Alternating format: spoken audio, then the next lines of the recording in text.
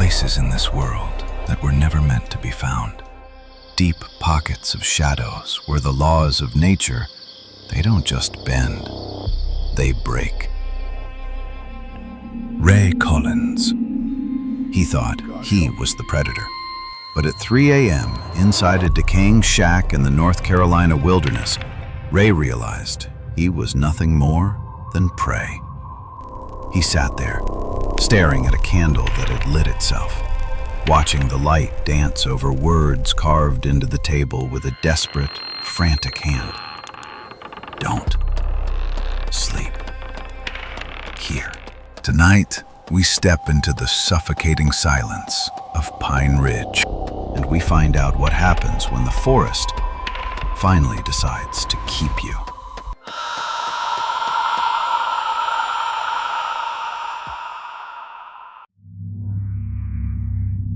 This happened in Pine Ridge, a massive, rugged stretch of forest in North Carolina. It's a beautiful place, but it's wild. Hikers visit occasionally, but the hunters, the ones who really know the brush, they stay away. And soon, you'll understand why. Ray Collins. He was a woodsman's woodsman. Beard, grit, and a Remington rifle that felt like an extension of his arm. For Ray, hunting wasn't a hobby, it was a ritual. Every fall, he'd head out for a few days of solo tracking. No phone calls, no noise, just him and the silence of the pines. But this time, something was different.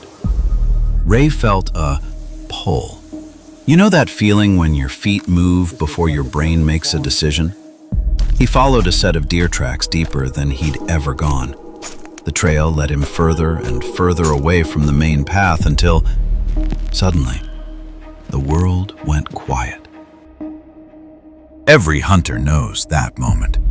The moment the woods stop being familiar. The trees look the same, pines, hemlocks, ferns, but the vibe shifts. The silence wasn't peaceful anymore. It was hollow, like the forest was holding its breath, waiting for something to happen. Ray checked his GPS. No signal. His phone? 1% battery, 0 bars. Standard middle-of-nowhere story. Ray didn't panic. He was a pro. He decided to head west toward the sunset to find the logging road. But the sun was dropping fast. In Pine Ridge, the woods are strange. There's no echo. You shout and the sound just dies, like you're screaming into a mattress. Ray had noticed it earlier when a bird took off near him. No flapping, no rustling, just a silent shadow. Now, in the fading light, that memory felt like a warning. He was alone in a world of dead sound. And then he saw it. A cabin. It sat between two massive oaks, old, graying timber with a roof sagging on one side. One window was boarded up with weathered planks. The door was slightly ajar. Next to it stood an old well with a frayed cut rope. But here's what Ray noticed immediately. The grass around the well was matted down. It was fresh, like someone had been standing there just minutes ago. He knocked. Nothing. He pushed the door open. Creak. The air inside was warm. Not old house warm, but lived-in warm. Like someone had just walked out of the room. He touched the iron stove. Ice cold. No fire, no heater, yet the room felt like it was 70 degrees. Ray decided not to overthink it. He was exhausted. He laid down on a wooden bench, gripped his rifle, and fell into a heavy, dreamless sleep. 3 a.m. Ray's eyes snapped open. No alarm, no noise, just instant wakefulness. And then he heard it. Thump, thump, footsteps outside, heavy, rhythmic. Not an animal, a person. Someone was pacing the cabin. 3 steps, pause. 3 steps, pause. Ray grabbed his rifle. He yelled, "Who's out there?" Silence. The pacing stopped instantly. He kicked the door open, flashlight sweeping the tall grass. Nothing. Not a soul. And the weirdest part? The grass was tall and dry. If someone had been walking there, the blades would be bent. But the grass stood perfectly straight. He went back inside, sat against the wall, rifle across his knees, heart hammering. 20 minutes later, it happened. The candle on the table, it lit itself. No matches, no sparks, just a flicker, and then a steady yellow flame. In that light, the scratches on the table finally became clear. Don't sleep here. Dozens of different handwritings, some old and faded, some deep and fresh. It was a collective warning from everyone who had ever sought shelter there. Ray stood up, his skin crawling. But then came the sound that broke him. From under the floorboards, a breath, long, wet, heavy. It was too slow for a human. It sounded like something massive was lying in the dirt beneath the cabin, slowly waking up.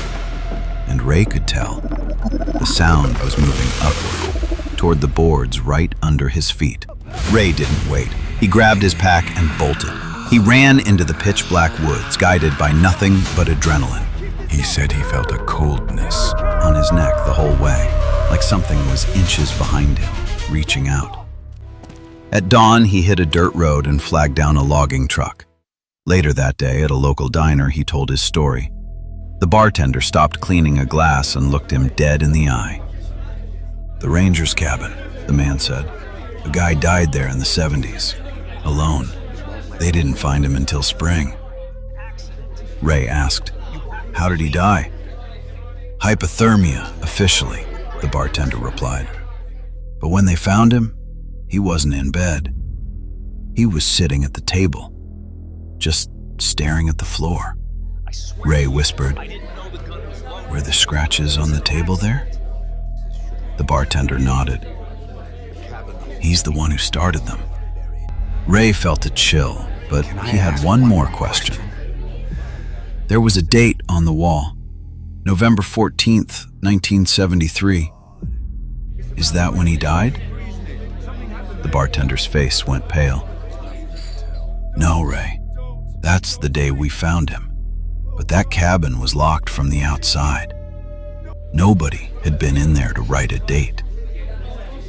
Not until you." The cabin has never been found again. Search parties, journalists, YouTubers, they've all tried.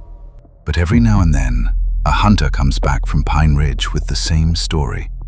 They say the air suddenly gets warm, the forest goes silent, and then they smell it. Old wood, damp earth, and something sweet. If you're ever in the North Carolina backcountry and the air starts to feel a little too warm, don't stop. Don't look back. Because if you can feel the heat, the cabin is already behind you. And whatever is under the floorboards is already listening.